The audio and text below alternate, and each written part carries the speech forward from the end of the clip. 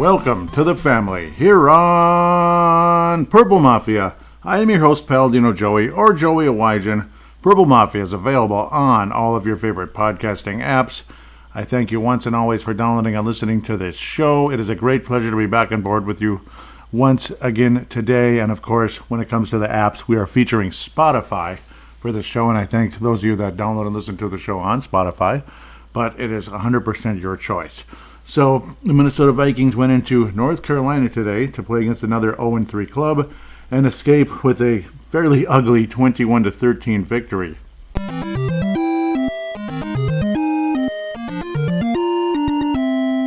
Very Zimmer-like performance for the Minnesota Vikings. Looks like Mike Zimmer's coaching them again in a lot of ways.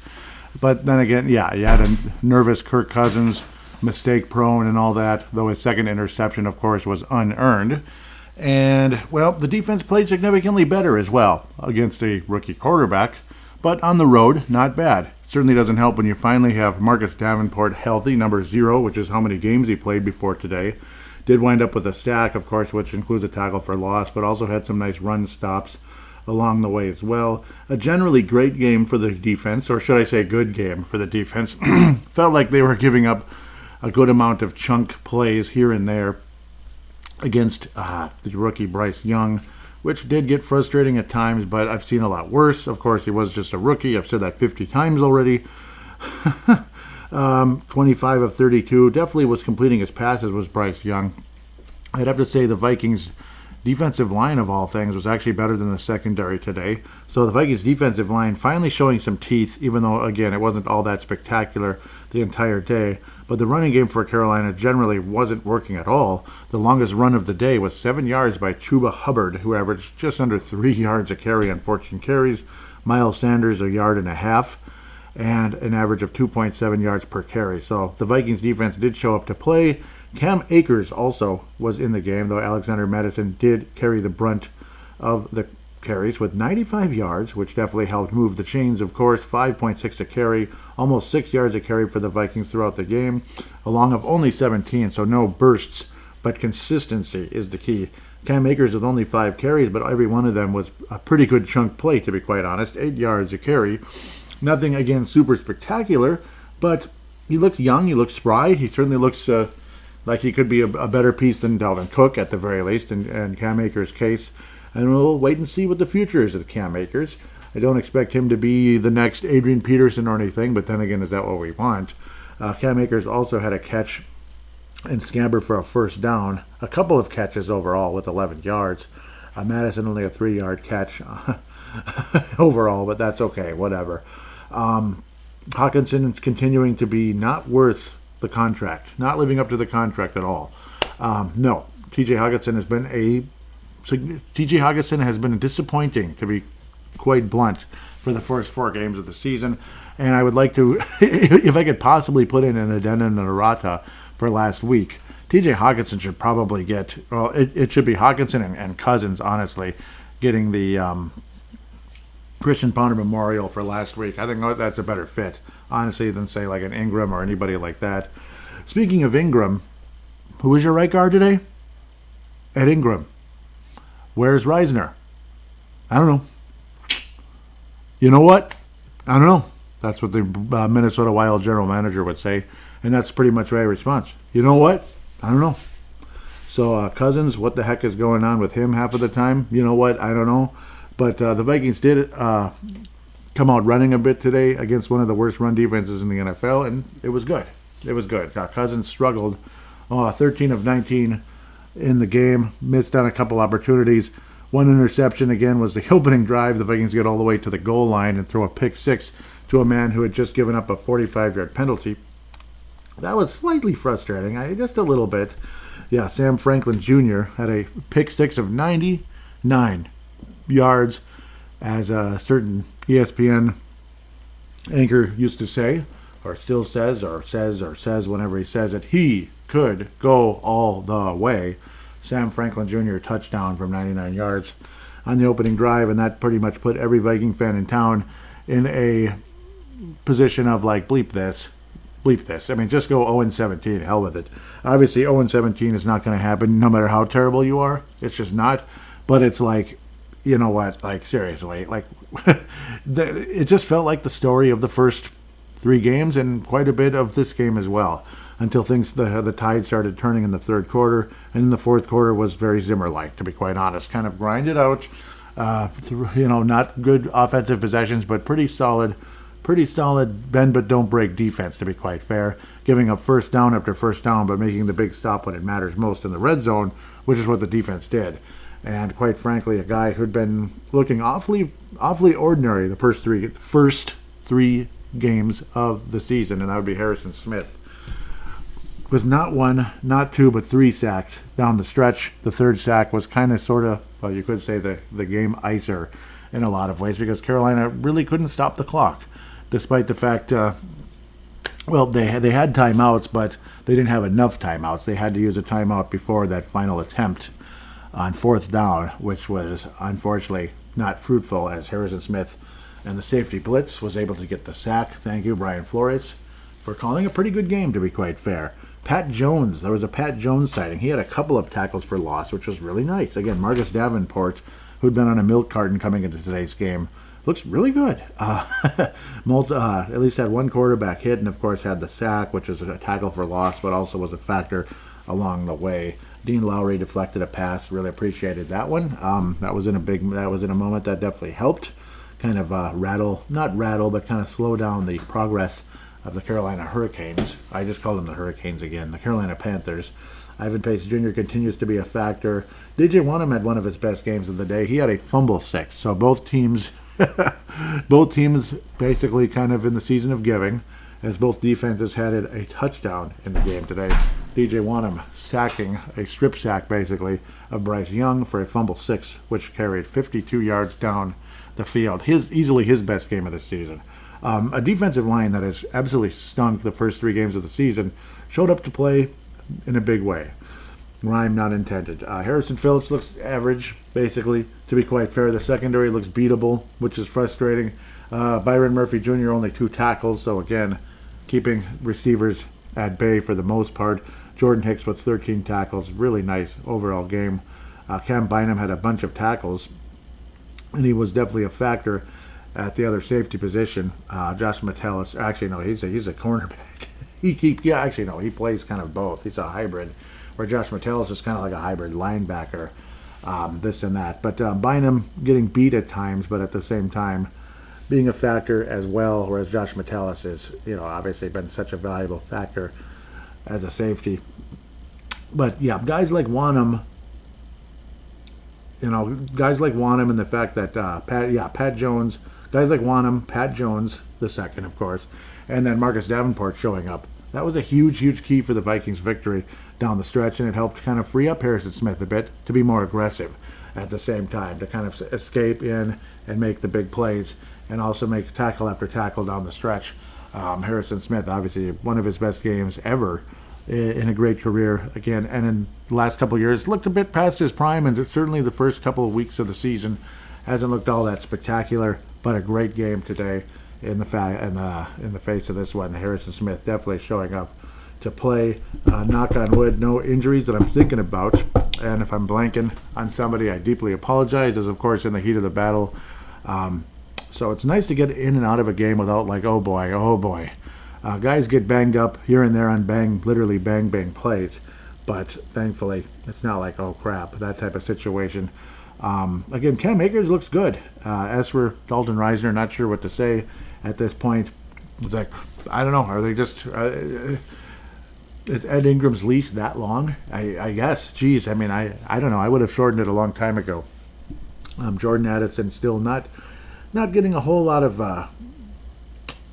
definitely wasn't... didn't see a whole lot of action in today's game, and actually didn't catch one ball, unfortunately, in this one. So that was kind of disappointing. KJ Osborne, that's where the pick 6 happened, where he was... the route was jumped by the Carolina defender. That would be Franklin Jr., Samuel Franklin Jr., with the pick 6, jumping the route on KJ Osborne, who remains the number 2 receiver at this point, which is fine. Obviously, again, young. I mean, it took a while for it took a while for Stephon Diggs to really become a factor, but that was, of course, in the Mike Zimmer era, so it's a different way to look at it. Now, of course, again, obviously Jordan Addison's had some massive, massive plays, but they're kind of few and far between, but when they happen, they've been big and exciting, so deeply appreciate that in so many ways. A sloppy, a yucky, kind of grinded out, muddy, murky game. 2 0-3 teams looking like 2 0-3 teams, which is really frustrating when you look at the overall talent of the Minnesota Vikings. And a familiar name with Cam Akers at running back now. That's kind of cool. But Madison also looking like a starting running back today against the worst run defense, basically the quintessential worst run defense in the National Football League. But what the hell. Still counts. Alexander Madison, good job. That's all I can say about that. Cam Akers, again, showing that burst of speed. Definitely, recovered from the, definitely looking more and more recovered from the Achilles tear way back in his, what was his second season when or was it his rookie year? Yeah, when second season. I'm going all over the place.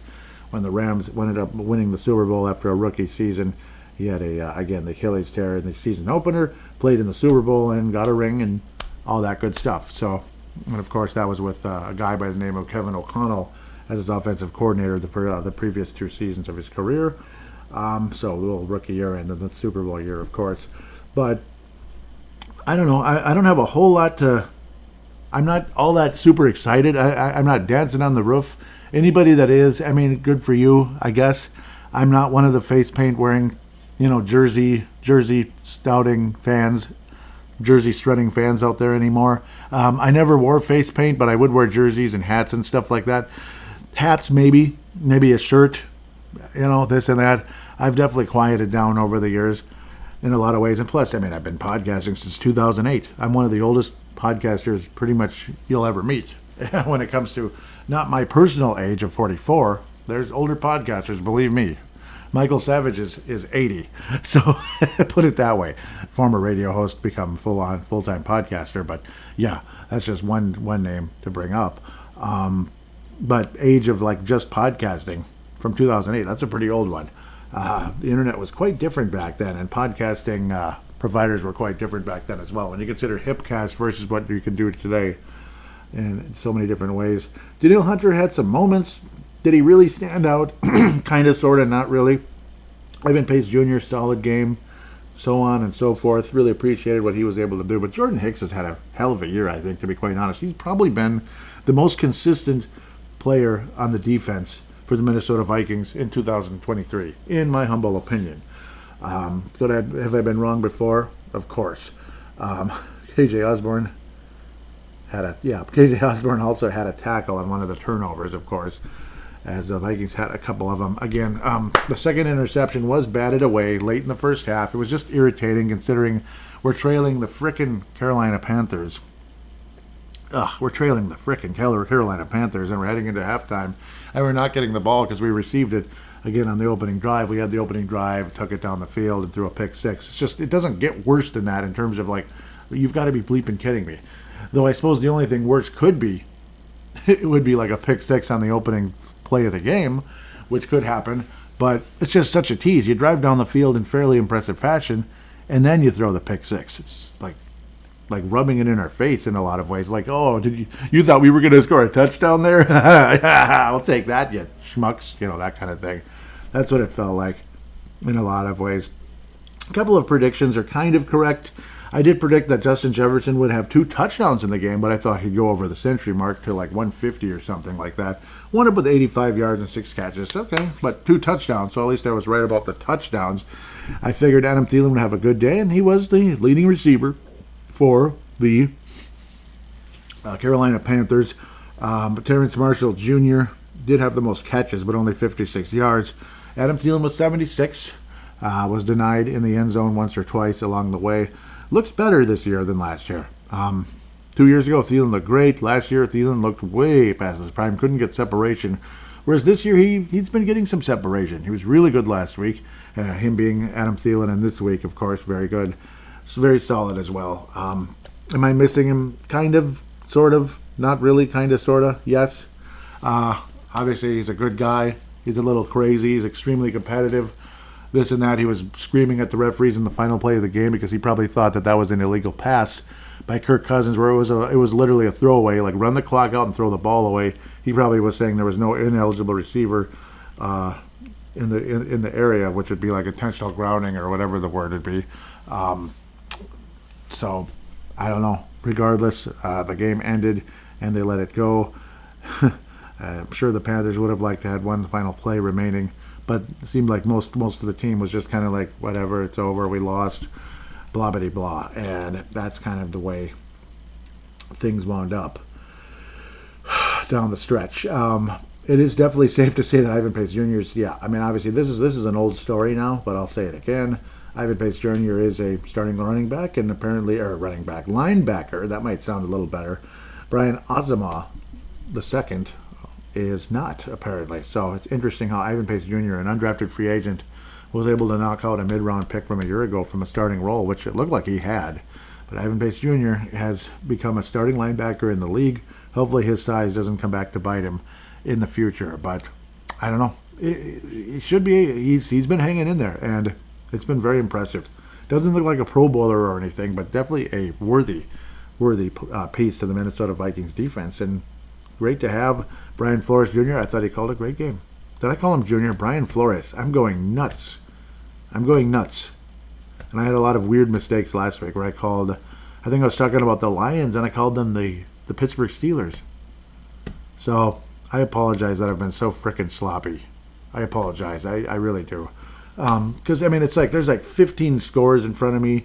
There's all kinds of stuff going on, and then I just say the stupidest things. Oh, my goodness. I can't believe what I'm seeing. What? Seriously? Oh, okay. Anyhow, I'm seeing some stuff on the... I just can't believe it. We'll talk about that in segment number 2. Segment number 2 is always an adventure, and of course, it was quite an adventure how frickin' sloppy I was last week. So again, I deeply apologize for calling the Detroit Lions, the Honolulu Blue, the Roar has been restored, the Pittsburgh Steelers, or Pittsburgh or whatever. So my deep apologies. I'm going to try my best to not let myself say the wrong team name. It's pretty ridiculous now that I've dragged that out way too long. Again, yay, we won. It's nice. I'm happy that the Vikings won and everything in terms of just for the sake of being happy. That's about it, though. It's when you want to talk about like the draft and this and that, and you don't think this team's going anywhere anyway. Yeah, I don't blame you. I don't blame you if you're thinking that way, because I kind of feel the same. I don't think Kirk Cousins is the solution at quarterback. I don't think anybody really does at the end of the day. And then now, next week the Vikings will be it'll be a late afternoon game, or the second group, so to speak, on CBS in US Bank Stadium against the team that I hate more than any team in the NFL right now. It just figures another player that I can't stand. Obviously, you can tell which one that is, and a singer that I can't stand. We're going to hear about nonstop the entire game, the week leading up to the game. Like, it's so exciting. Boy, do we have to hear about it. Oh, we have to hear about it so much.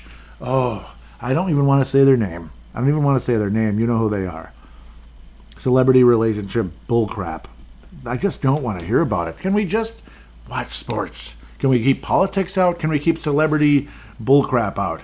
No, we can't do that. We got to make everything about everything else just to drive you nuts. So I don't care about these stupid singers that we hear about every second when we're at work that I can't stand it. You hear their awful songs every second while you're at work.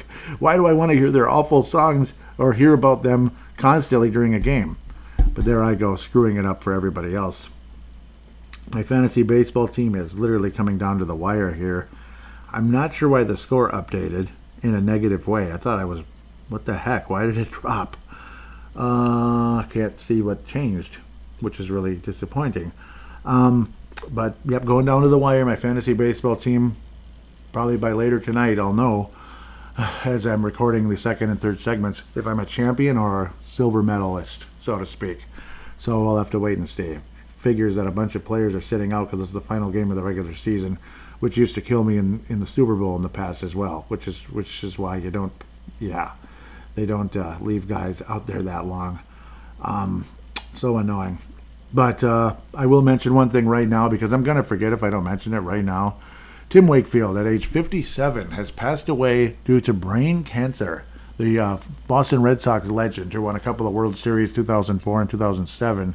So Tim Wakefield, that great knuckleballer who lasted 19 years in Major League Baseball. Very impressive. The Twins, of course, start their playoff series coming up on Tuesday. Maybe I'll be talking about who we're playing later on tonight. Maybe not, because it's undecided yet. It's going to be either Houston or the... Now I'm already blanking. I don't think it's the Rangers, is it? It's either... I don't know. It doesn't matter at the moment. But, well, it's probably going to be Houston, right? Yeah, it's probably going to be Houston. Or the Blue Jays, I guess. That's the other possibility. So we'll have to wait and see how that all kind of shapes up. I think the Rangers are already good to go with the number 2 seed. So we'll have to wait and see. It's probably going to be Houston, and we know how that turned out a couple of years ago. Yeah, we do all too well. So we'll have to wait and see if the Twins can finally win a playoff game. And a playoff series would be even better. What just happened? Yep, so we have an overtime game flashing on the screen from the first group, 31-31, Washington and Philadelphia. Impressive NFC East matchup. Okay, let's get to the point here. I've been babbling and bouncing around all over the place, and I really apologize. I'm using ESPN now instead of Yahoo because they actually show everything. I don't know what's going on with Yahoo. They're weird, and they're not as good as they used to be. Used to be so valuable and so reliable. The Fran Tarkington Award winner for this game has to be Harrison Smith. He was absolutely spectacular, and it's a nice relationship with him and Brian Flores, and it certainly came to fruition today with the safety blitzes, and just an overall strong performance by Ring of Honor for sure, maybe future Hall of Famer Harrison Smith, but Ring of Honor member, it's a guarantee with the Minnesota Vikings. Minnesota Vikings Hall of Famer easily. NFL football Hall of Famer. I think he's getting closer to it, and if he has more games like this, very possible that Harrison Smith will be a Hall of Famer. Probably not first ballot or anything crazy like that. But, yeah, absolutely great game. Jordan Hicks, honorable mention, no doubt. Of course, Justin Jefferson is always going to be an honorable mention, at least most of the time. And Greg Joseph made all his extra points. We appreciate that. Ty Chandler with a couple of okay returns. Ryan Wright with some unbelievably good punts for the most part, a 61-yard long, an average of 54 on 4 punts. That's extremely good. Nothing was in the 20, but no touchbacks either. So we'll take that. And Johnny Hecker did have a key touchback, which helped the Vikings later in the game. So that definitely helped. Emir Smith-Marset, former Vikings wide receiver and I guess he's punt returner here. I think I remember him being a kickoff returner for the Vikings, but regardless, special teams return man. ISM, I guess. Emir Smith-Marset is on the Carolina Panthers. And, of course, again, so you talked about, like, veteran Viking players and all that. Adam Thielen, who's going to have Adam Thielen, all that conversation about him, and it ended up being Harrison Smith that ended up winning the day when it came to veteran Vikings. So, cool. Veteran guys that played their whole career with the Vikings. And, obviously, Adam Thielen's case up until this year. So, there you go. With that said, the Christian Ponder Memorial, I don't know.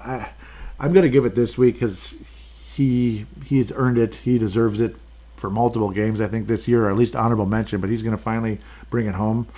This might be a lame pick, but I'm going to do it anyway. I owe him. TJ Hawkinson, where are you?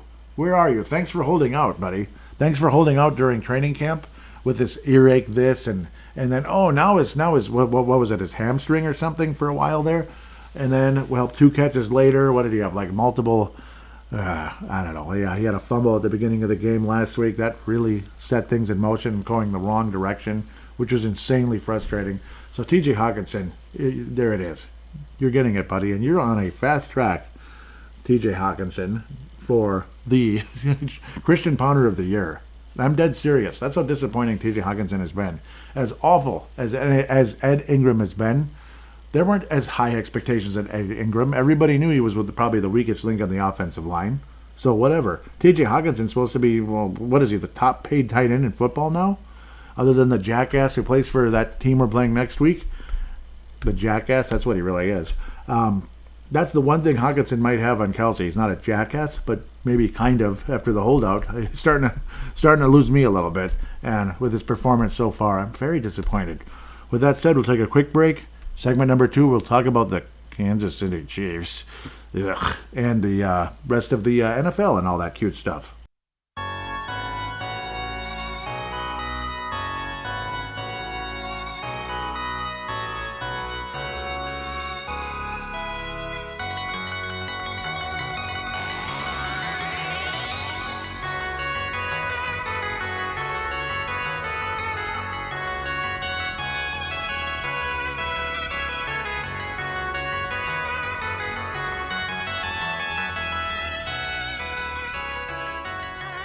And we are back here on Purple Mafia, segment number 2. Time to look around the league and preview the Yuck City Chiefs. That's my new nickname for them, Yuck City. Ugh, the Yuck City Chiefs who are coming to U.S. Bank Stadium with Taylor Bleep. I don't know, yeah, just take out some letters and turn it into that other word that starts with the S and ends with a T.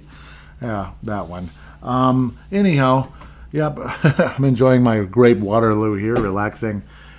Segment 2 is usually a little more chill than segment number 1. A lot of history conversation. The Chiefs and the Vikings, very interesting history, of course. Anyhow, we'll get to that later. The Thursday night game was division related. So, yeah, that's usually going to end up being one of the later ones. Switching to ESPN, I'm officially firing Yahoo, at least for the time being. It'll probably be permanent. Looks like Yuck City just went up 16-0 over the best helmets in the NFL. Certainly not the best team.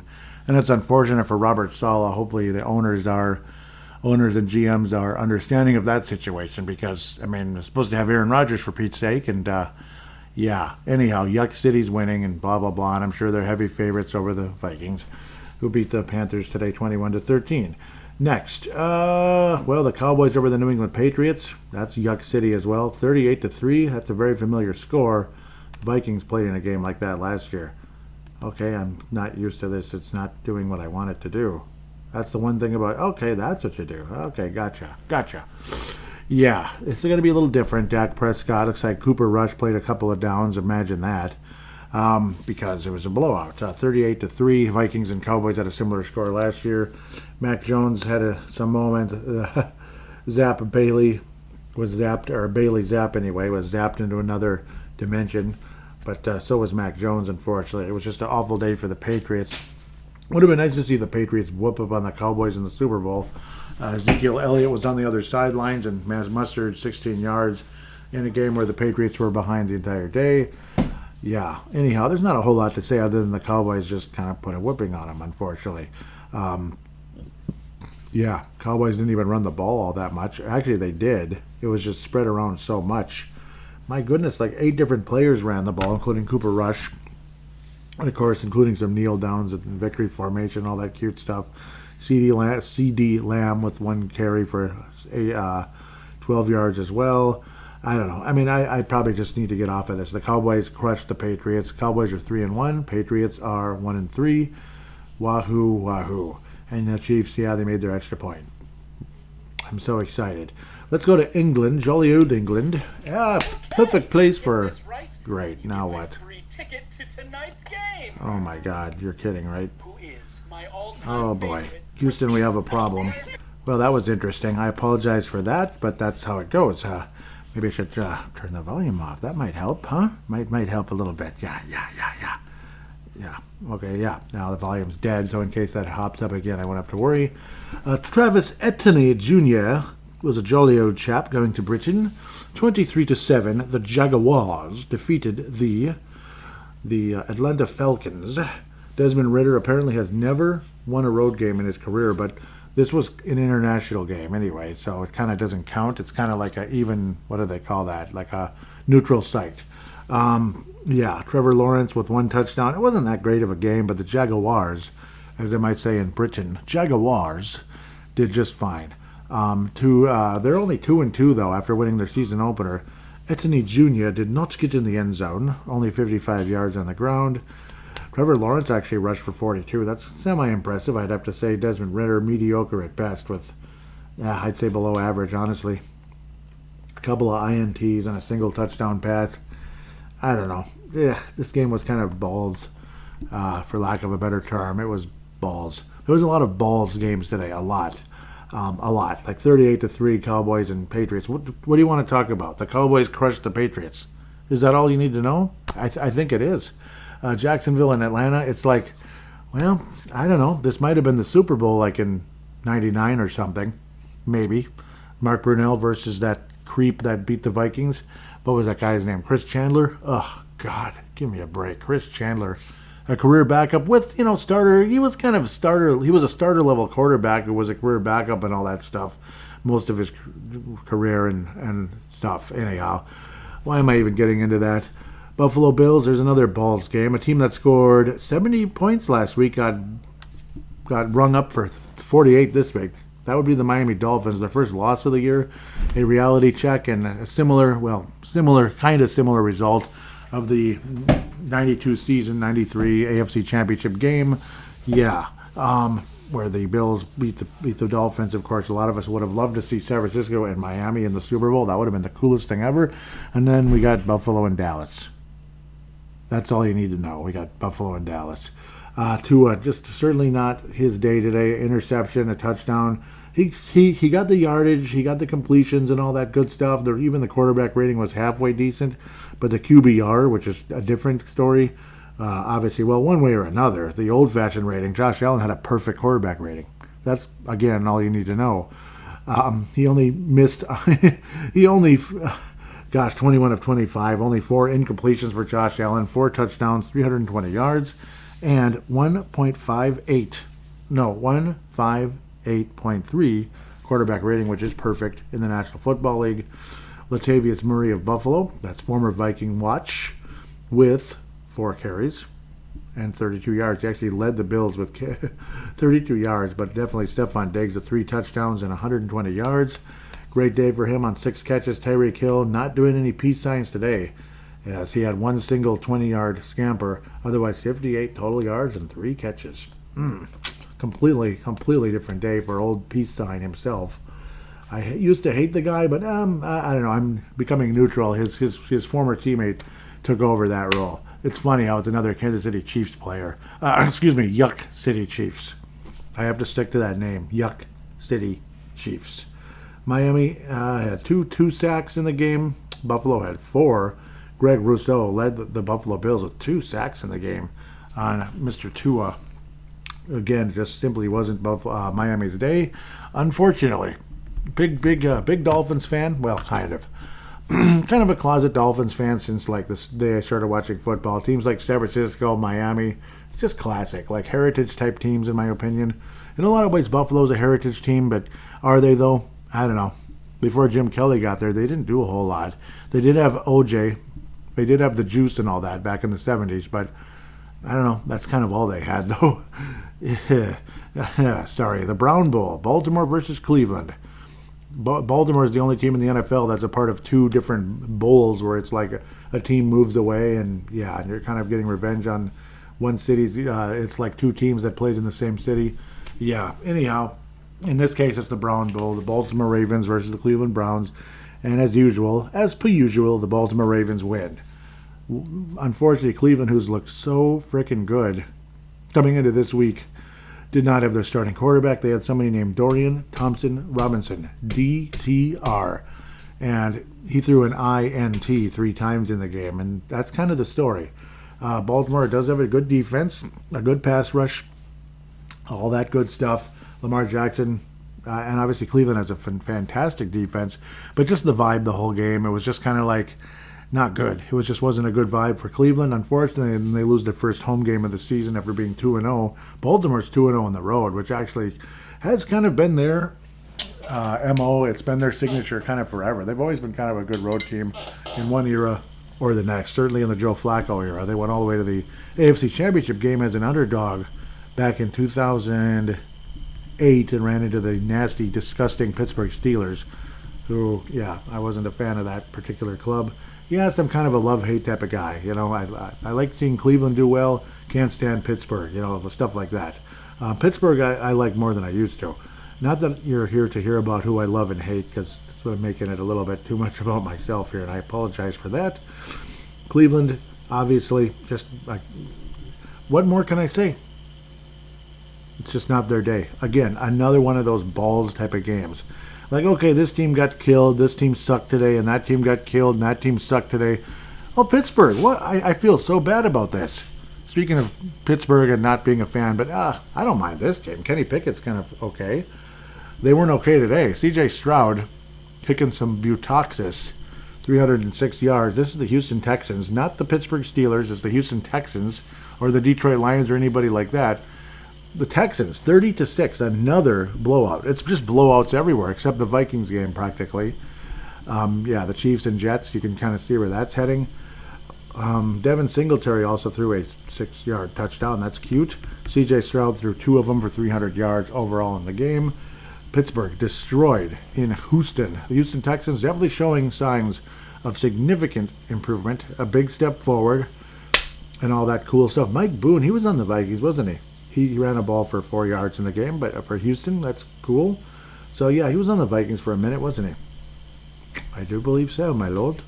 But a comfortable win for Houston. That would be a tiebreaker versus Pittsburgh if that's possible for some type of a playoff berth. Houston, you never know. Heck, they won their first playoff game ever. You know, when their first ever playoff appearance, they won the game. Yeah, that kind of deal, which is something around here we don't know a whole lot of that. We don't know a whole lot about that around here for any of our teams except the Wild, I guess, who had some early playoff success, and that's fallen by the wayside. Oh, that fell by the wayside very quickly after that. Houston, comfortable win. I mean, it's just another one of those. I mean, what more do you need to say? Houston crushed Pittsburgh. Bottom line, Pittsburgh drops to 2-2. Houston jumps to 2-2. A couple of OT thrillers today, so good for those guys. The Los Angeles Rams defeat the Indianapolis Colts 29-23. A walk-off type victory in favor of the Los Angeles Rams. They're 2-2, and Indianapolis is what? 2-2. Everybody's 2-2 except us. Anthony Richardson's back. That's good after I believe what was like a head injury. Poor completion percentage, but a couple of TD passes and didn't turn the ball over, so that's encouraging. Matthew Stafford, kind of a usual type of Stafford type of day. 300 yards, a touchdown, and an interception. Sound about right? I agree. Puka Nakua rolls right off your tongue. Had the game of his life with 100, and yeah, he's a pretty good player, isn't he? 9 yards, 169 receptions. God, I'm such a goofball. 109 yards, 9 receptions, 163 yards, and a touchdown with a walk-off victory over the Indianapolis Colts, who are now 0-2 at home. That's not a recipe for success. But it's a rookie quarterback who has tons and tons and oodles and gobs of potential. And if he was on your fantasy team today, the completion percentage isn't going to hurt you all that much. He ran a ball in the end zone and threw for 2. It's not bad. Not bad at all. So that helps. Ogletree, one of the coolest names of all time, had a receiving touchdown along with Mo Ali Cox.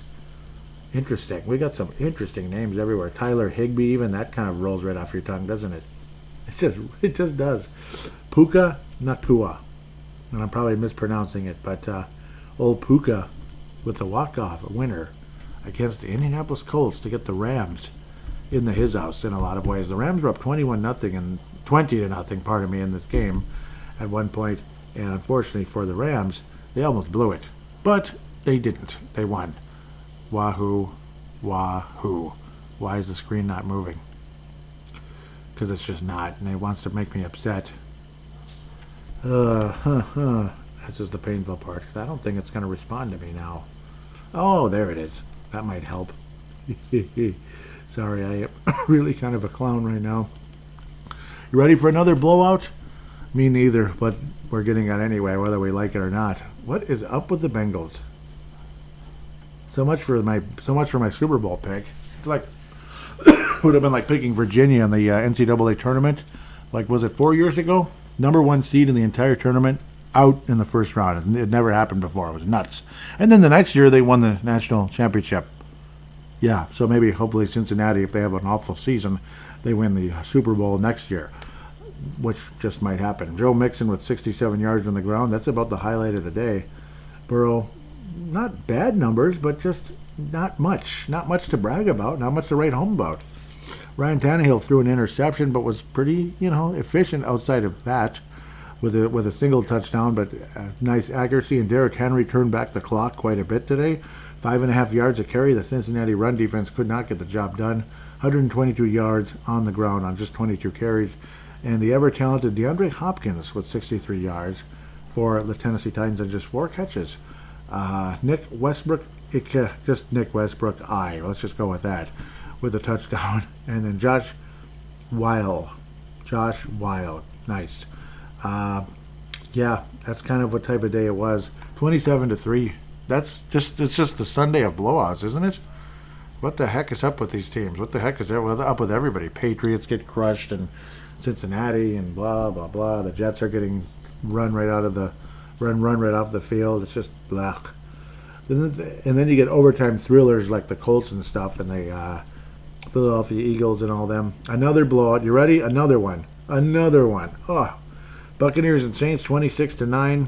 I'm glad to see the Bucs just keep winning football games. They're 3-1. Get your division champion shirts ready to go. Get the division champion merchandise, hats and shirts for the 2023 Bucs ready to go, because I think they're going to win the division. I think so. It's like, I guess. I mean, good for them. Good for them, for Todd Bowles and Baker Mayfield having a really nice year, looking like a first-round pick. Let's not say number 1 overall, but he's looking like a first-round pick of a quarterback, kind of like Jared Goff, a little east of here across Lake Michigan there. That guy, too. Baker Mayfield, 3 touchdowns and his usual interception. He's always got to have that blemish. Like, he just can't eat that peanut butter and jelly sandwich without dropping a little bit of that jelly all over the table, or like a magazine he's reading, or his phone, or whatever the heck technology he has in front of him. But 116.9 quarterback rating, and that's kind of what it's like with Baker Mayfield. He'll be eating that wonderful food, but he's always got to spill a little bit, even if it's the best peanut butter and jelly sandwich ever made. 3 quarterbacks in the game for the Saints, and I know Taysom Hill is going to be on some kind of cute play. Somehow, some way, it was a 13-yard gain. Good for him. Jameis Winston threw an INT on 1 pass. Good for him. What else? Derek Carr threw for 127 yards, and that's it. Wow. Yuck. Tampa Bay wins comfortably. The Saints get 3 field goals, and Michael Thomas, who a lot of us forgot about, seemed like last couple of years. Alvin Kamara, who remember years ago ran for 6 touchdowns on Christmas Day against the Vikings. Ho, ho, ho. Yeah. Anyhow, sorry, I can't help myself. Vita Vea, that rolls right off your tongue too, with a couple of sacks for the Tampa Bay Schmucks, who are not the Schmucks. They're kind of like Detroit or something in a way where you're like, wow, I mean, this is impressive. I think they're better than last year's Bears team, who looked kind of cute early in the season, and then everything just kind of completely went down the tubes. Looks like the Jets got a safety, huh? Well, that's kind of funny. And it sounds like the people next door are having a whatever this freaking, what is it, WCW or WWE match or something. Like, what is going on? What's up with this? What's going on? Are they dropping like 300-pound like bench pressers or something? Like, what is the deal over there? Apartment life. If you can avoid it, avoid it. Yeah, it's not worth it. Next. There I go ranting again. It's just one blowout after another. This one's not a blowout. The Chargers with a just kind of comfortable 7-point win over the Las Vegas Raiders. Still getting used to that. Los Angeles Chargers getting used to that too. 24-17 win. I'm such a mess here, but yeah, I'll come back to that in a minute. Commanders and Eagles, that was a thriller. Yep, a back and forth, but of course the Eagles won because the Eagles won.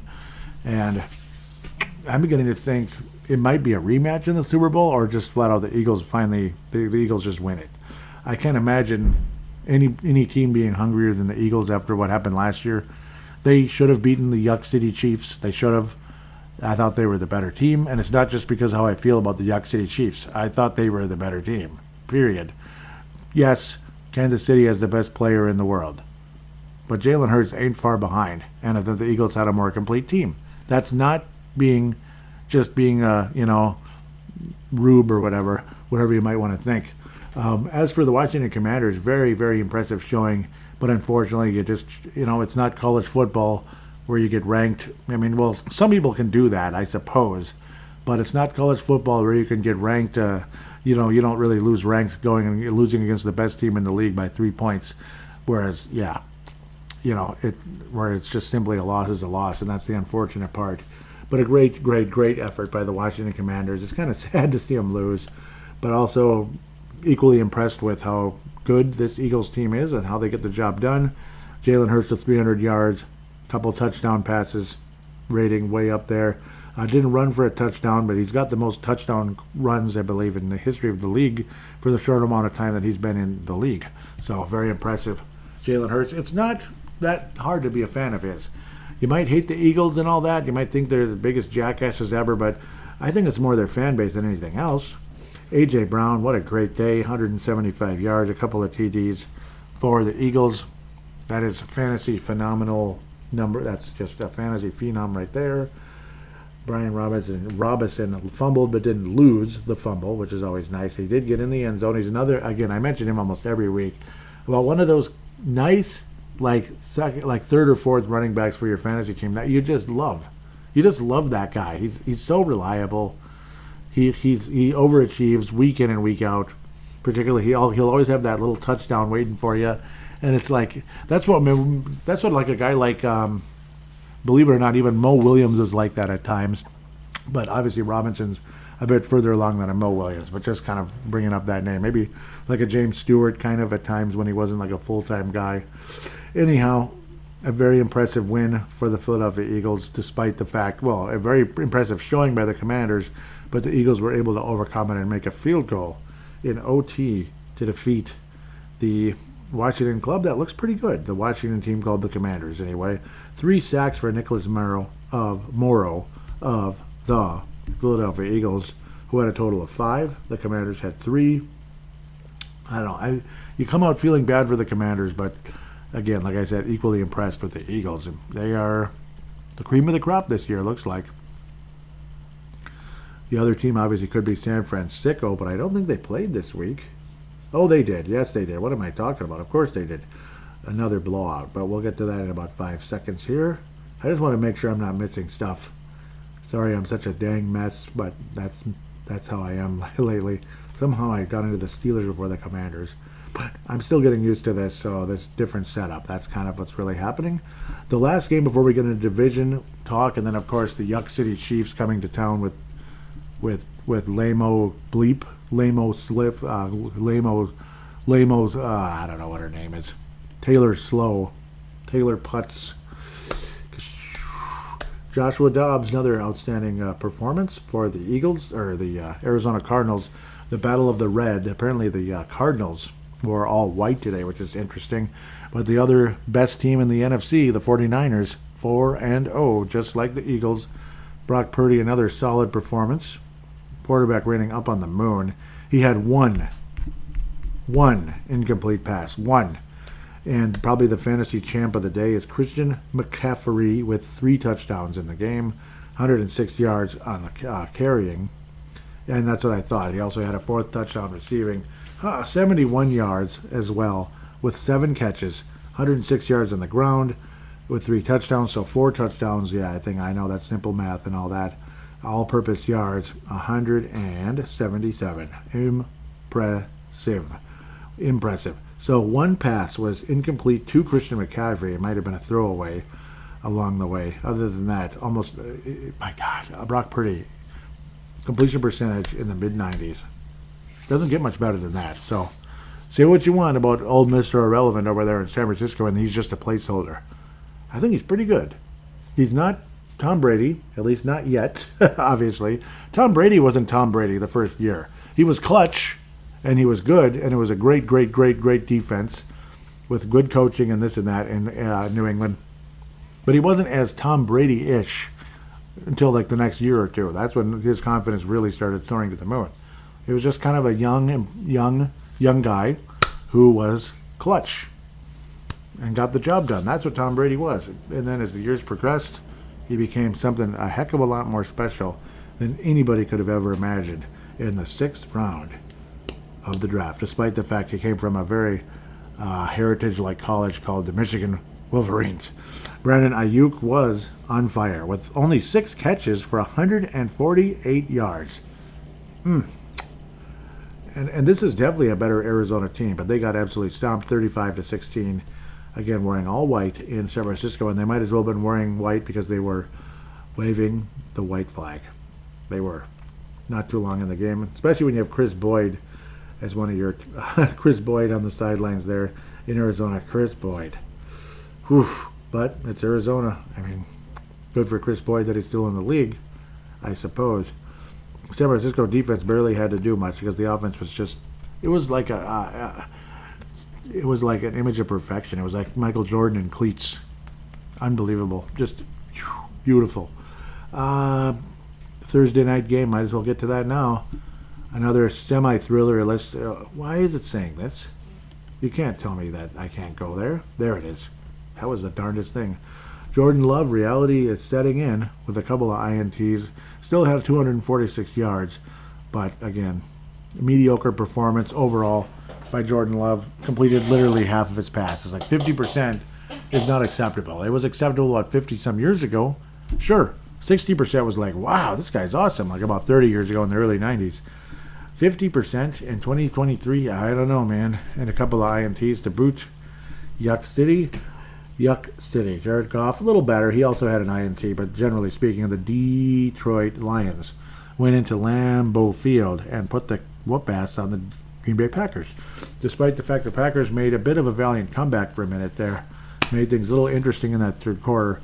Detroit just kind of ended up putting the old can out there. They put the can of you-know-what on the Green Bay Packers with a 34-20 solid victory, looking to be a divisional champion this year. I mean, the Vikings have their work cut out for them. Us, we, us, them, purple, whatever they are. That was all right. I love seeing what I just saw. Nice. Yep, and he's just saying, my bad. That would be old pretty boy himself for the Kansas City Chiefs. Threw the ball right to the New York defender. I like that. Good. Yeah, it was like right to him. I think, what was, I guess, I guess you're trying to sail it over him, but you didn't, though. You didn't sail it over him. It just, I don't know, man. He's human, isn't he? That's right. Doggone it.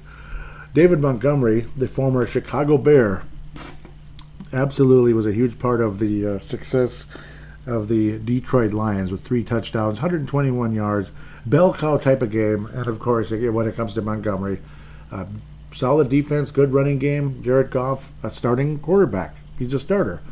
He's not just a placeholder. He's a starter. Oh my gosh, I almost had my heart almost saying like, no, they didn't throw a flag on the Jets and then they have to give the ball back. It's like, nope, it was just a stupid, what do they call that? False start on the best helmets in the league. That's the New York Jets. Anyhow, Detroit, again, significantly, they look like the best team in the NFC North. They simply look like the best team in the NFC North. That's all you really got to say at the end of the day. 5 sacks on Jordan Love, and that's very impressive to say the least. Good for him, good for them, and good for Dan Campbell, who was snake bit so many times in the past with those close losses. I remember last year they had a horrible start to the season and then almost made the playoffs. But, yep, that horrible start just kind of bleeped them up and put them in a hole they couldn't come out of, which kind of feels like the Vikings this year so far. Maybe we can be lovable and adorable by the end of the season. Oh, come on, they can do it. Yeah, well, a team that some people thought was lovable and adorable. They were carrying the momentum of the Miami Dolphins last week, who put 70 points on the Denver Broncos. The Chicago Bears thought they were going to win a game in Denver. They had a commanding lead, and they gave up 17 points in the fourth quarter, and didn't even make a field goal to the Chicago Bears. It's like they just stopped playing once the fourth quarter showed up. Justin Fields had an amazing day, one of the best games of his career, if not the best. 4 touchdown passes, 335 yards, 28 of 35. He had an interception, unfortunately. Quarterback rating still up on the moon, 132.7, but that interception proved to be something you just didn't want to have. 3 touchdowns for Russell Wilson. He kind of woke up and started playing as his team was getting pounded by a team that a lot of people thought was the worst team in the league, the Chicago Bears, who unfortunately are, I guess, because they ended up giving up 17 points to this Denver Broncos club. Sean Payton will not start the season 0-4, and I can imagine if the Bears ended up like sustaining their lead and beat the crap out of Denver, Sean Payton would be gone before the end of the season. It would be back-to-back years where it's like, you know what, the hell with it. But then again, they're paying him so much. Maybe not. Maybe they can't do it. I don't know. But Cole Kmet with 85 yards and 2 touchdowns. DJ Moore with 131 yards. These are all for the Bears. And a touchdown. And Khalil Herbert also with a touchdown. Unfortunately, you have Justin Fields also had a fumble loss. And I don't know. It's just a darn shame the way the Bears kind of choked this one away. But I guess the Vikings are in sole possession of third place now. It's all separate.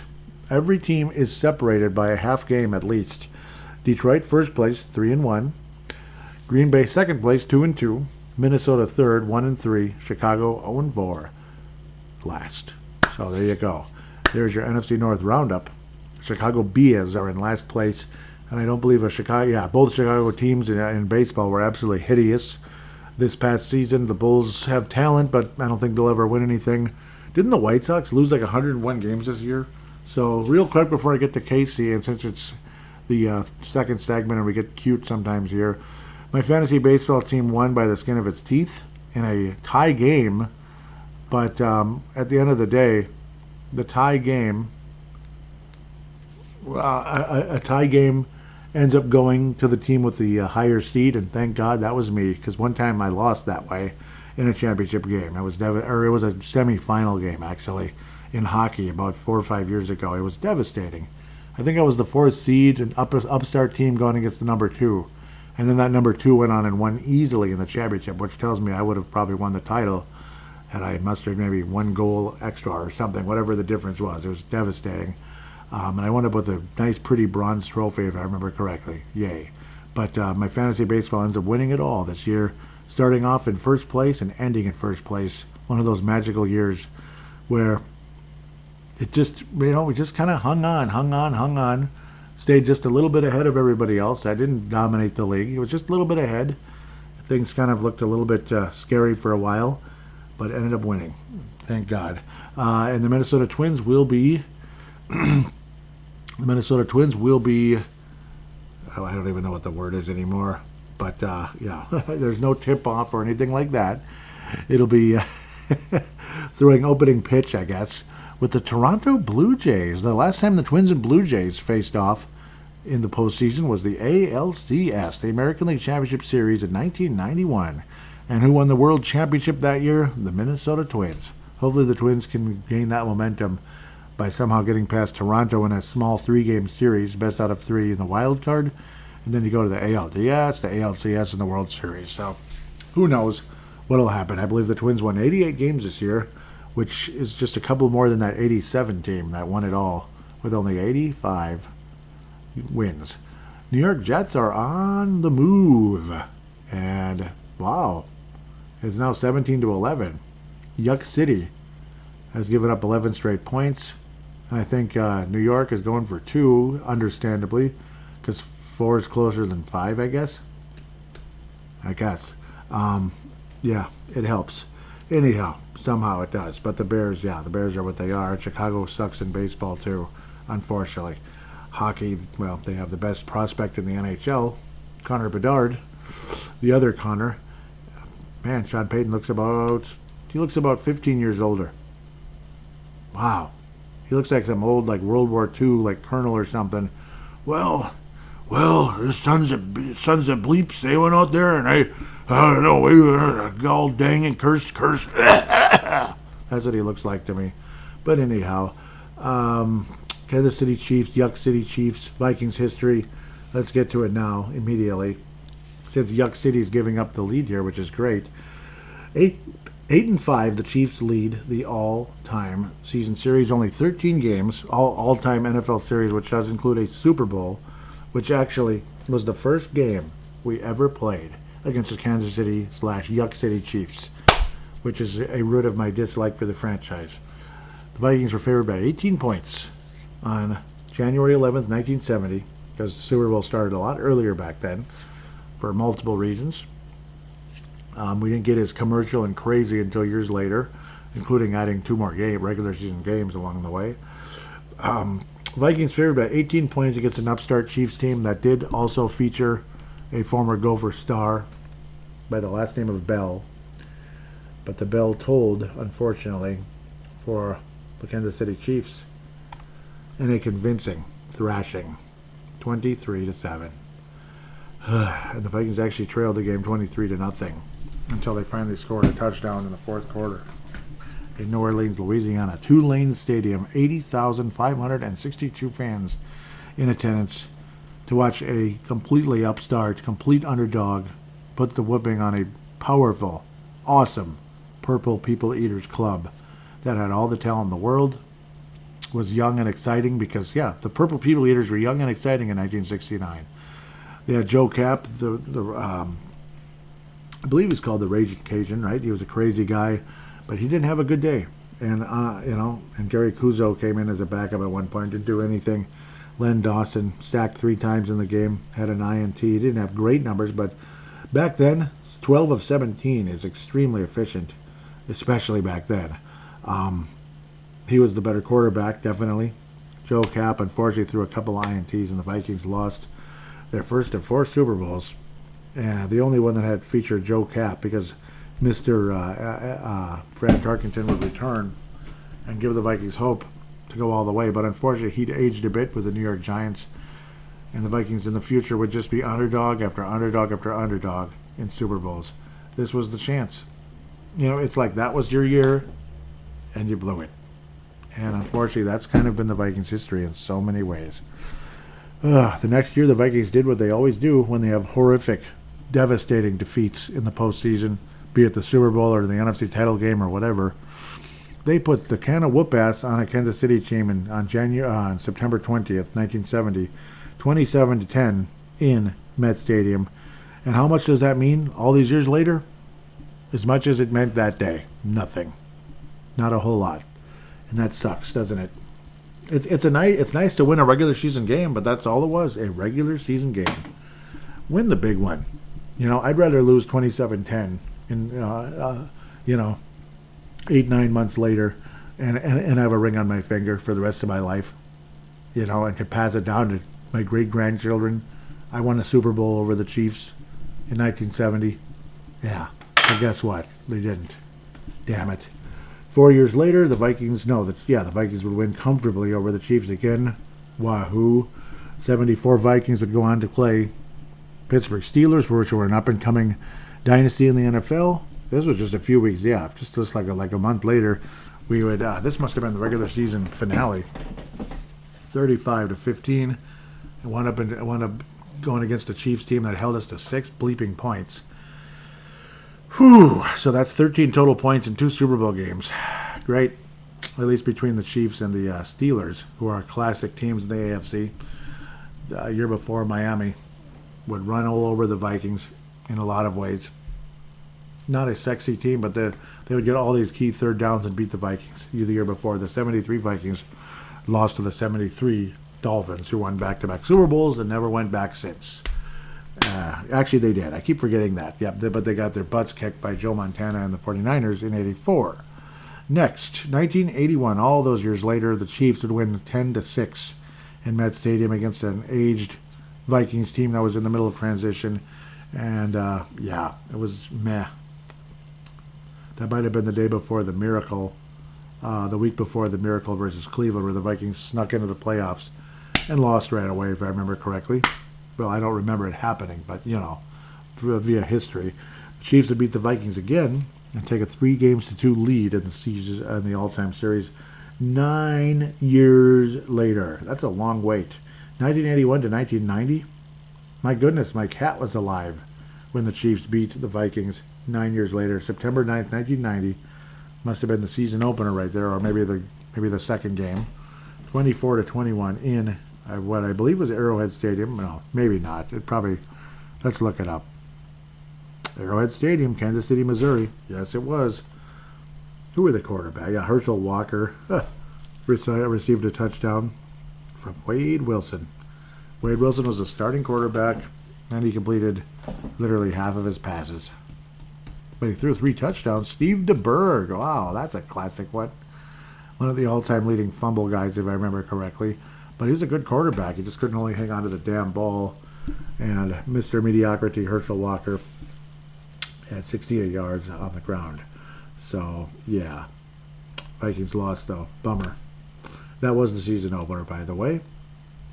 Vikings almost never win in Arrowhead Stadium. We basically never do. I don't think we ever actually won in that building. We did win a game at Kansas City in 1974. And that's the last time, isn't it? Yep. That's the last time the Vikings won in Kansas City. It was 1974. And that wasn't Arrowhead Stadium yet. 1974. Wow.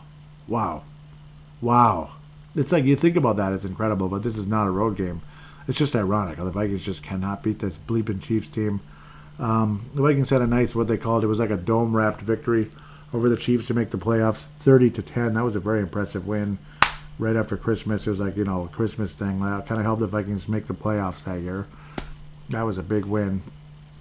And I think it was early the next week, the Vikings beat the Redskins by like the skin of our teeth and made the playoffs officially. And Chris Carter eclipsed 1,000 yards for the first time in his career around that time. Chiefs had beat the Vikings in 96, 21-6. I barely remember that game. Was that Albert Gerbach? I just have to check that out just for fun. Yep, Marcus Allen was still playing. Pete Stoyanovich, yep, very familiar names. Impressive. Steve Bono, that's right. Yep, that's right. Steve Bono. Good backup quarterback with the Niners and starter for the Chiefs for a small period there where they had a great record one of those years, but it ended up doing a whole lot of nothing in the postseason. Yeah, they just would lose right away. I forgot. Let's look at the win-loss record. Because I know the 96 Chiefs were okay, or that couldn't have been that same team. Maybe it was a year before. I don't know. Yeah, I think 95 Chiefs, they had a great record but lost to the Colts. Yeah, 95, yep. Because that was Jim Harbaugh, Captain Comeback at the time, knocked them out in the first round or second round or whatever it was because the Chiefs had the bye. Chiefs would win by the skin of their teeth. Yep, it was a Pete Stoyanovich kick that helped really hurt the Vikings' chances of winning the division that year. Devastating loss in frickin' Arrowhead, which is typical of the Vikings, dropping us to 7-6. Stoyanovich had the game-winning kick. I still remember that one very well. Very frustrating day. Yep. Vikings should have won that game, but didn't. I think that was a huge, Randy Moss returned a punt. Yep, that was awesome. There's occasionally we would put Randy Moss there for a kick return, and he would be spectacular. But the Vikings defense just couldn't hold the Chiefs down the stretch, and we lost. But, yep, shows how often we play this club. All the way 2003, Vikings would crush the Chiefs 45-20. Yep, that was the Culpepper-led Vikings, and that was us trying to make the playoffs around that time. We ended up not making it. 2007, the Chiefs would beat the Vikings 13-10. Ugh. Yeah, another one of those bullcrap Arrowhead games. God. Yep, that was real early. That was when, I remember now. Jared Allen was on the Chiefs still. It was his last year with the Chiefs. And he just sacked Kelly Holcomb into Kingdom Come. Yep, 5 sacks total in the game. 5 sacks on Kelly Holcomb. Yep, who couldn't move at all. Damon Heward, same thing. It was an awful football game. Adrian Peterson did get 102 yards on the ground, and the aging Larry Johnson was mediocre at best. But God, Bobby Wade, yuck. It was a terrible Vikings offense. Outside of Adrian Peterson, there wasn't a whole lot to write home about in that one. Tony Gonzalez had some moments. I want to see how many sacks Jared Allen had. I think it was 3. Where is it? 2? But they were key sacks in a very close game. Yep, Jared Allen. God. Yep, that was, Jared Allen against the Vikings and became a Viking the next year. That was exciting for us. 2011, terrible Vikings team. I don't even like to think about it. 22-17. earlier. That team was getting snake bit, and what's his name was pitiful. I still remember it was a very dry early October day, very warm and dry day here in Minnesota. But that game was in KC, and they were doing their chop chant the whole game, and they beat us. What's his name was below average at best. Him being Donovan McNabb.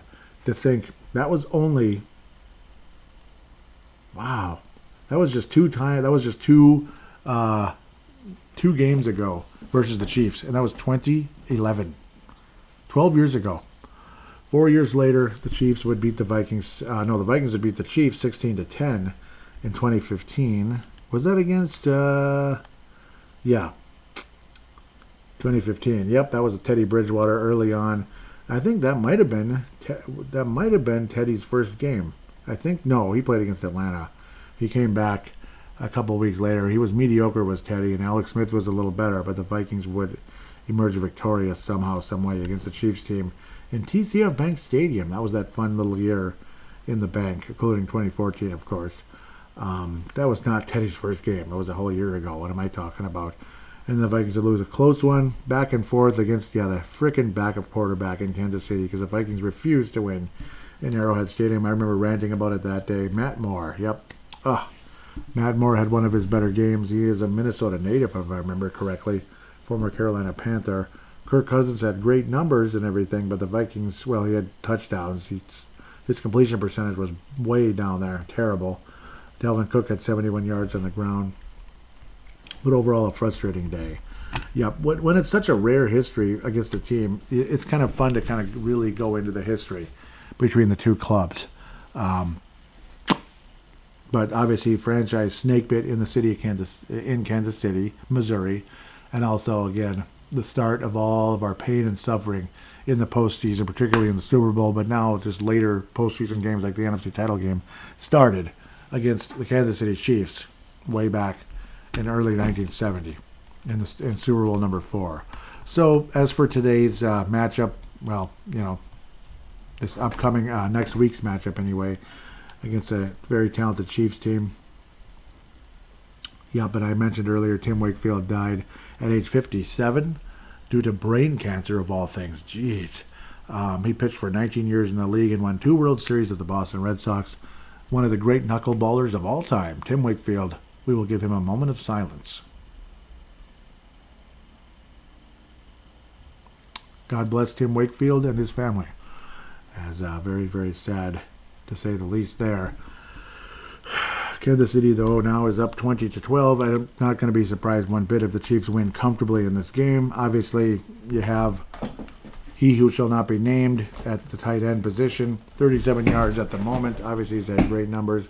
And I'm sure they're going to be showing she who shall not be named constantly if she's at the game. But I haven't seen her in this one because I haven't been really paying super close attention. I'd rather concentrate on doing the show.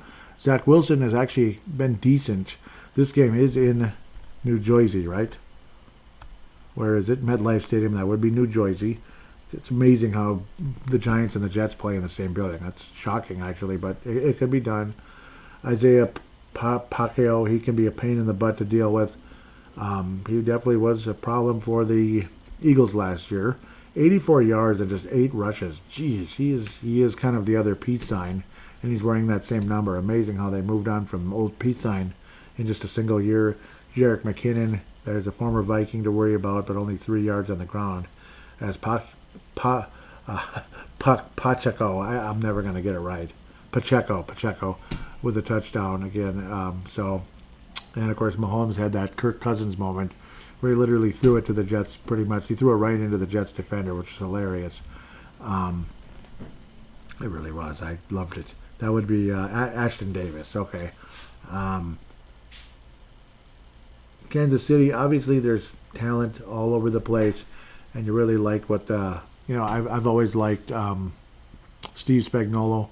Kind of bend but don't break, but just gets the job done. He has multiple championships with multiple teams as a defensive coordinator in the NFL. Super Bowl title with the Giants and the Chiefs. He is one of the great defensive coordinators. There's no doubt about that. Mike Edwards with a sack so far in this game, but obviously the Chiefs, it's the passing attack, but they also have a great running. They also have a great running back in Pacheco. I don't think I'll ever say it right. Isaiah. I almost called him Nick. See, you're like, what's wrong with me? But Isaiah Pacheco, he's a pain in the butt to deal with. He only had 155 yards coming into this game, which is weird. Last year, see, it's like kind of Cam Akers' numbers last year, but really stepped up in the big moments, though. He really did. But yeah, Cam Akers type numbers in 17 total games last year. Also, it's a running back by committee a bit there, and he was only a 7th round pick. He was a rookie in the 7th round, where Akers was like a mid-second round pick, kind of like Dalvin Cook. Only 5 TDs, but yeah, he'd get those big moments. He'd make those big plays at the big moments. So, and he's a cocky son of a gun too. He likes to celebrate a lot, kind of like everybody else, and I mean everybody else. Harrison Butker is one of the best kickers in the league, one of the most reliable. So you hope and pray it's not a close game. If somehow we're in it, somehow, some way we blow them out, but I don't know about that. It's safe to say the Chiefs will be heavy favorites against the Vikings.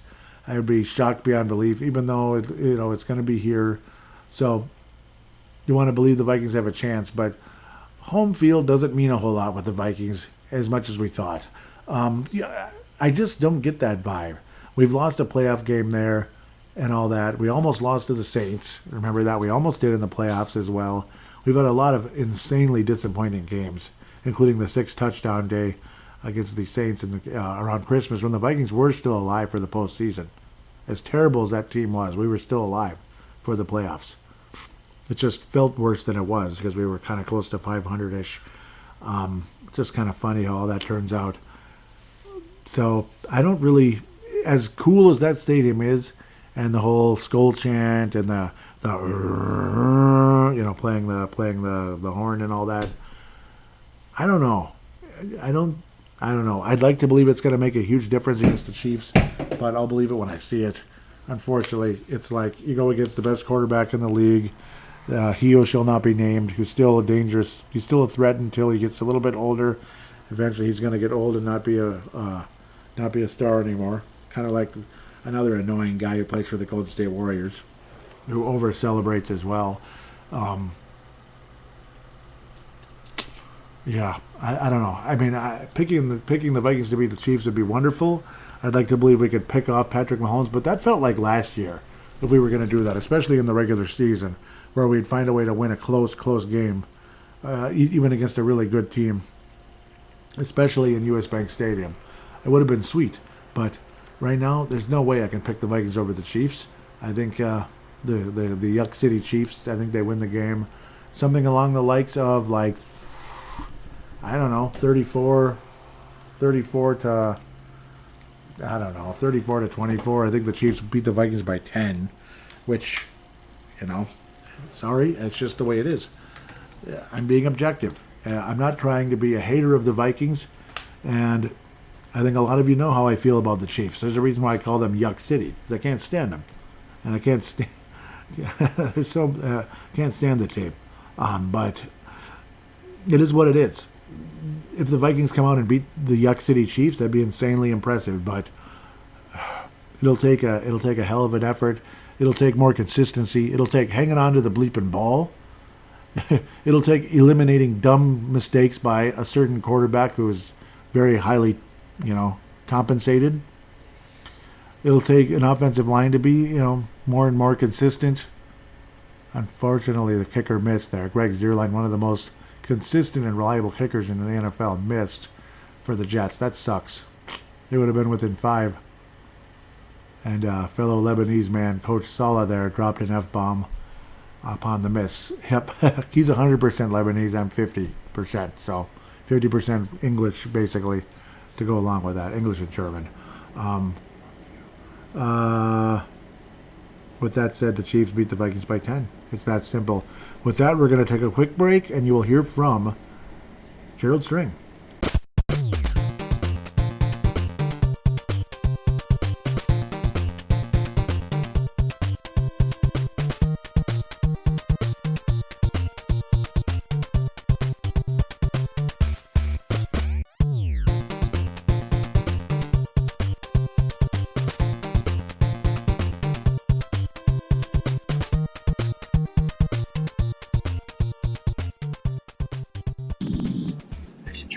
Well, we're 0-3, maybe 0-4 by the time this show airs. Hope not, but wouldn't shock me with Andy Dalton. We never do very good against Andy Dalton, so I'm hoping not jinxing us.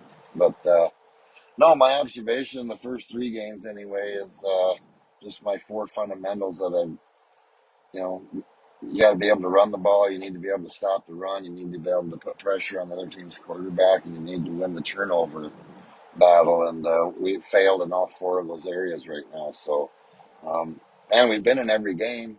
We're 10-0 last year in 1-score games, and if you go back to the playoff game last year, we're 0-4 right now. So, man, we're in every game, but we just can't finish the deal. And we're not giving the defense. I think the defense is playing just a tad bit better this year, but we don't give them any breaks. I mean, we don't have those long sustained drives to let them rest and let them sit on the bench for a while.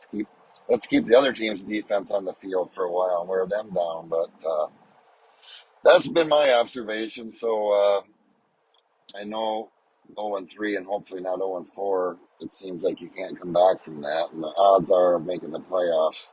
Well, this team isn't built for the playoffs right now. I mean, we need to go. And people are going to talk about Kirk Cousins and Dalvin Cook, but man, we need some linemen. We need a good, solid offensive line, and we need to start building back our defensive line. And our defensive line in the middle, I felt last year was weak, and they're not getting penetration. They're not, teams are just gashing us with the run. I don't know. It's just it's going to take. We need to rebuild our line back up. You look at the championship teams that win championships or go deep in the playoffs. They 49ers, Eagles, Kansas City Chiefs. You look at their offensive line and their defensive line, and they can control the line of scrimmage, and we just can't do that right now. So I'm sorry, but Kirk Cousins can't do that, and that's just the way it is. You can use your emotions and say it's like the quarterback's the problem, but that is not the problem in my book. Is Kirk Cousins a top 5 quarterback? Probably not. Might not even be a top 10, but top 10 or 12, I would say. And with our horrid running game and the defense, I think the defense is playing better at times, but then once we get wore down, we just can't. Pretty soon teams just start gashing us, and we just can't. It seems like we can't stay with them for the whole game. So anyway, I'm done ranting and raving.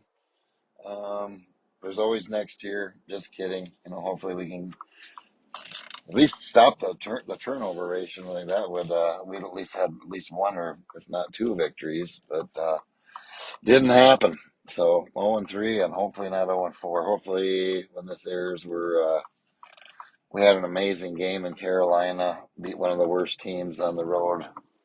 So hopefully that happened, but we shall see. So go Purple Mafia Nation. Let's not give up yet. We got some time, but it's frustrating. So, all right, talk to y'all later.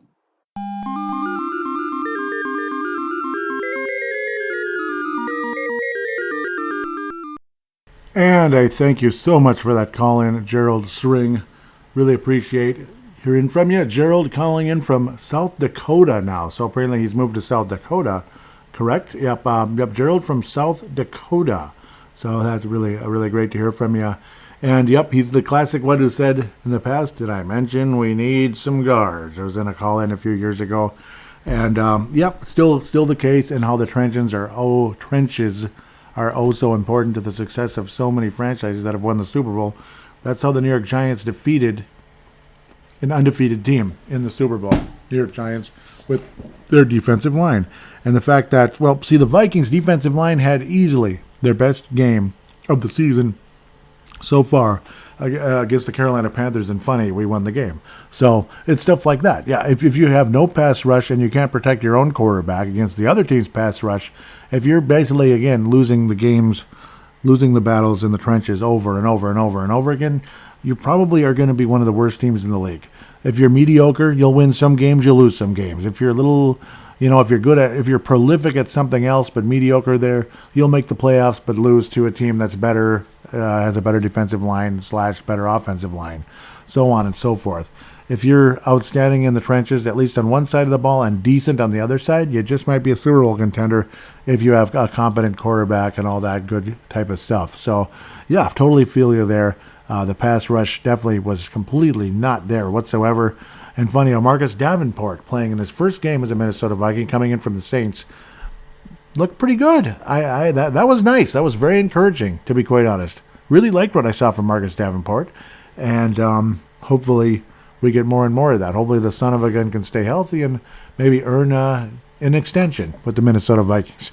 I don't anticipate anything like a 7-year contract or anything, unless he has the season of his life after returning. But just saying, maybe he could stick around if he ends up being as good as he looked today, and we'll see.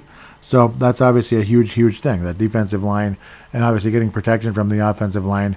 You didn't hear nearly as many complaints out of Ed Ingram, and well, I mean, he was he's been gift wrapped that position, at least so it seems. I mean, Dalton Reisner, anyone? Hello, we did sign him, right? So kind of strange. Thank you so much, Gerald. That is an awesome call. I really appreciate that. And now we can call him Gerald from South Dakota. Gerald from South Dakota. So there you go. All right, so we'll continue from there to X, the X Twitter, the formerly known as Twitter, at Purple Mafia Show, and it should be in the show description.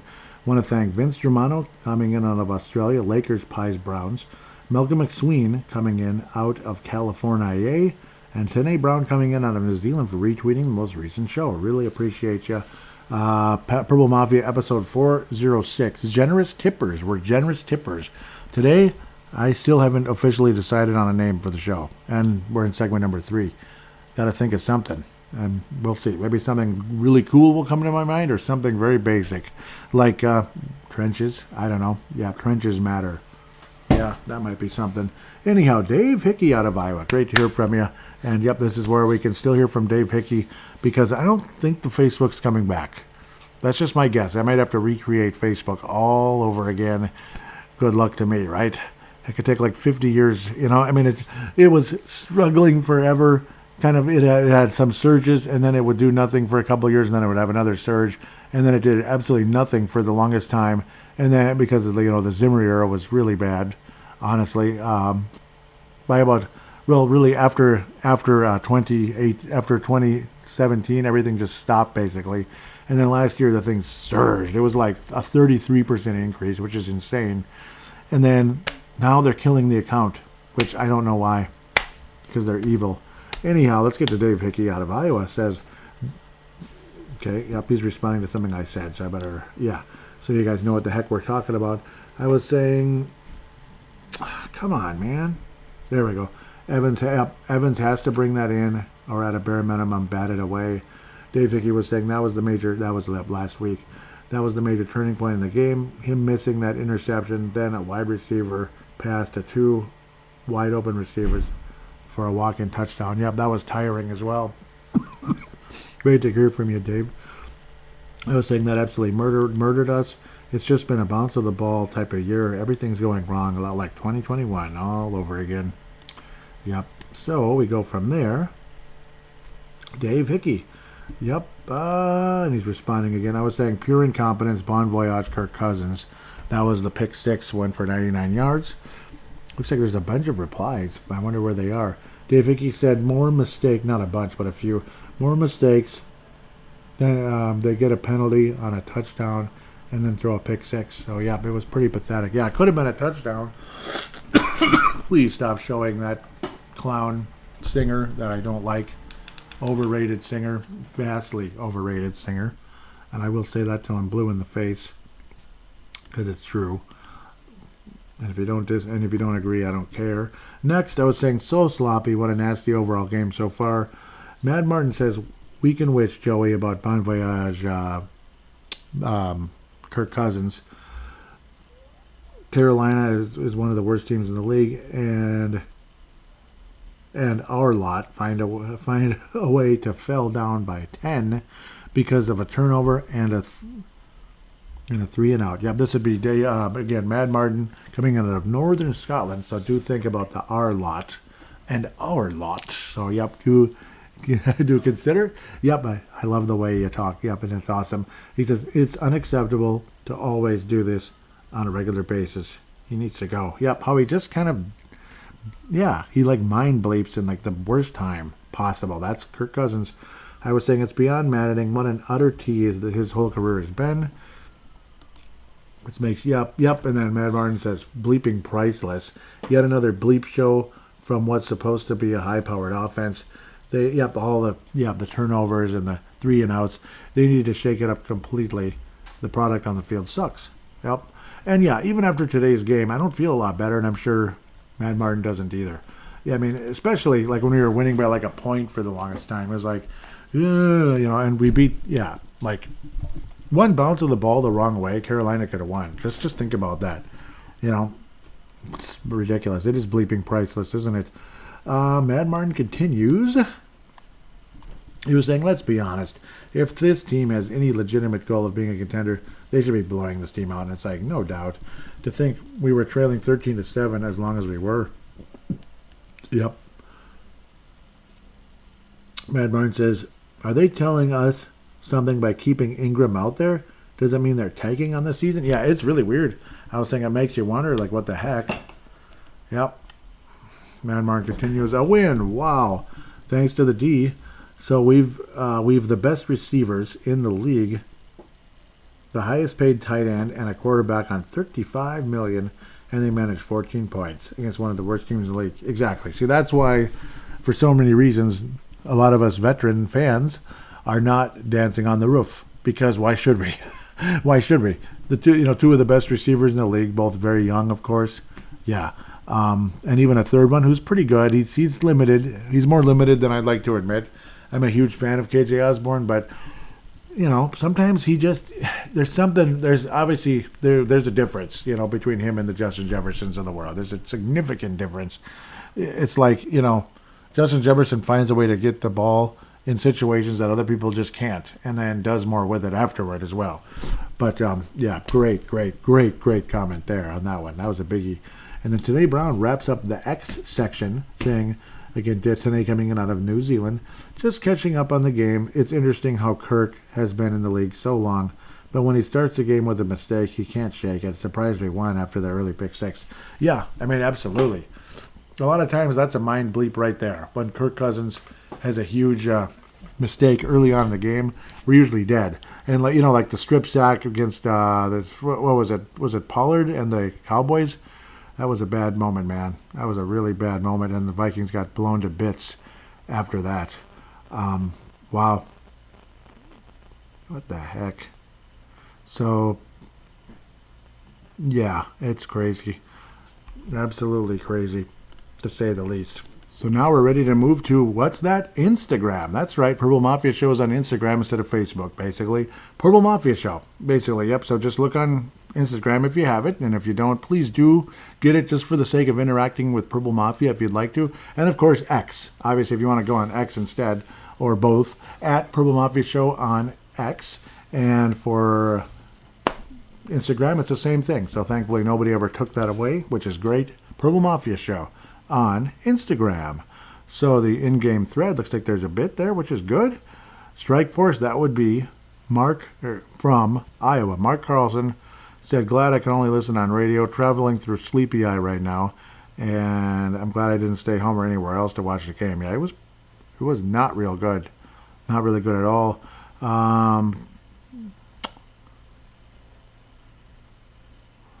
Mark Carlson continues, what the hell is going on with this team? Mike Dale out of the New York area, New York State, says, lovely. Can't wait for the day till we draft Cousins' replacement. Yep, and that was after the pick six. Absolutely. I was saying, same here. I'm so done with this BS. Unfortunately, that was it because I didn't interact much. I don't even know what my deal was. I don't know if it was... But luckily, yeah, there's a lot more on the post-game thread. Yep, at least from what I can tell. So that's cool. And even though it's like less people, it's still like the anchors, the pillars of this show, like Mark Carlson, Dave Hickey, Mad Martin, Tanae Brown, Mike Dale. I mean, it's so cool to see you guys still on here. You guys are absolutely the pillars of the show. And there's no bleeps about it. No bleeps about it. So, let's make sure we get everything. So, Mike Dale, we'll go and Should we go in chronological order? Start with Mark, finish with Mike. Why doesn't Instagram allow us to break down our posts into multiple separate paragraphs? I don't know. Yeah, that is annoying. I'm sorry. That is kind of weird. I'm sorry that's happening. But it still looks fine. I mean, it's okay. It's okay. I mean, I understand if that's a pain in the butt, though, and I'm sorry.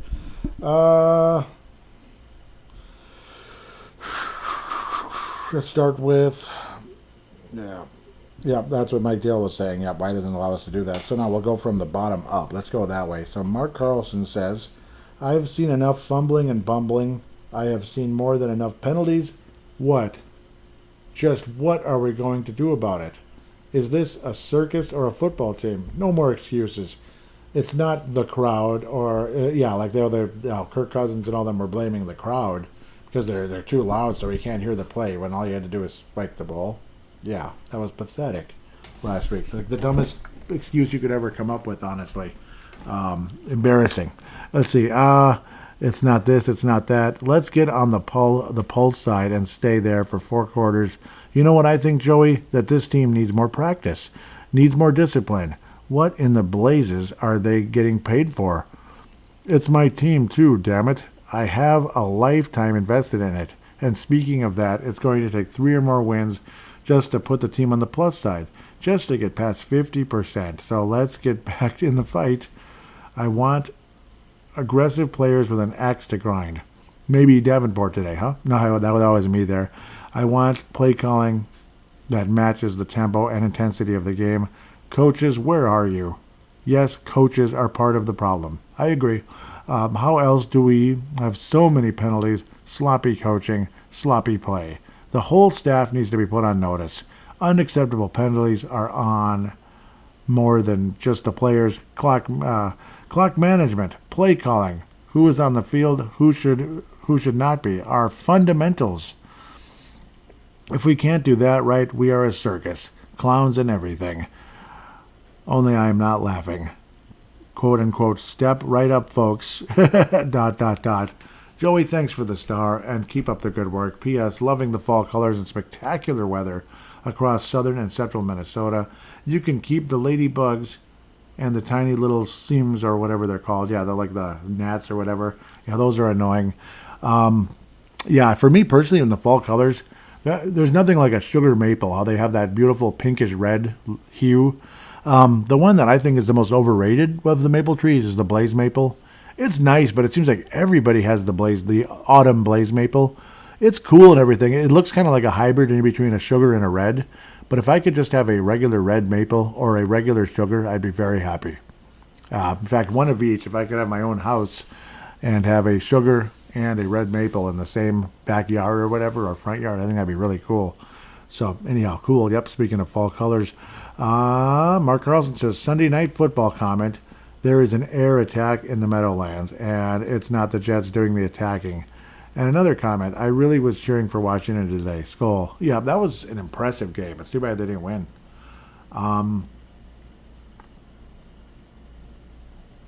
Let's see if we can... I want to make sure that I'm not screwing things up here. Okay, yep, so we'll go up. Here's the big Mike Dale symphony. Here it comes. Well... We shouldn't feel proud of our Vikings. Carolina are a bad team. Despite the impressive efforts from our prodigal native son, Adam Thielen. Yes, he had a chip on his shoulder, and he had something to prove, but this team shouldn't have caused the Vikings this many problems as they did. Yep.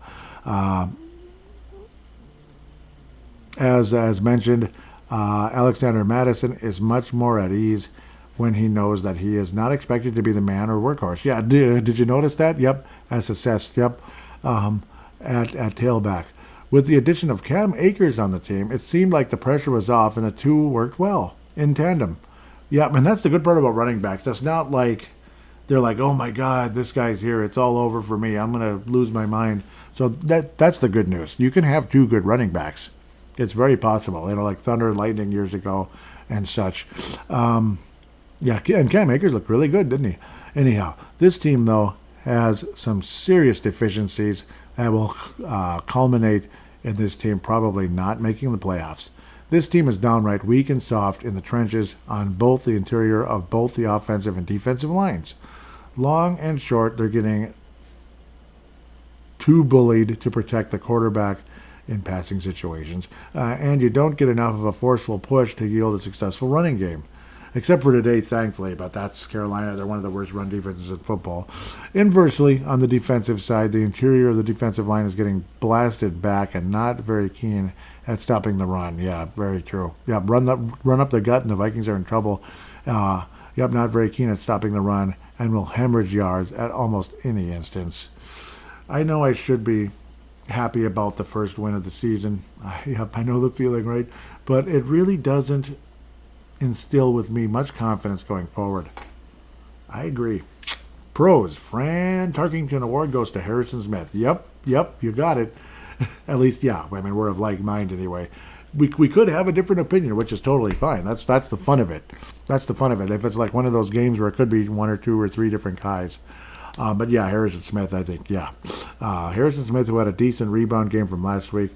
Alex Madison, yep, he's one of the pros as well, showed a bit of life for the first time this year. Cam Akers averaging over 8 yards a carry despite a small sample size. Yep, Ty Chandler's 2 nice kick returns that yield over 55 yards. Don't know why he's not incorporated more into the Vikings offense, at least as a third down screen weapon or scat wing back capacity. Cons. Well, the secondary and run defense leaves a lot to be desired. It's obvious that it's personal. That's the personnel that's lacking, as Flores is trying to salvage and scheme whatever he can from the debacle that was Ed Donatel fiasco from last year. Kirk Cousins at his age and albatross of a contract dragging the progress of this Vikings team further down from a potential Super Bowl berth. Can we move on from him? Yes, I would like to feel the same. The sooner we can get a new quarterback in at the helm, the better. Sorry for being so doom and gloom, but with a team 1-3, and we're nowhere closer to reaching a Super Bowl and winning it. And yep, and Mark Carlson puts a gold star there. Yep. Yeah.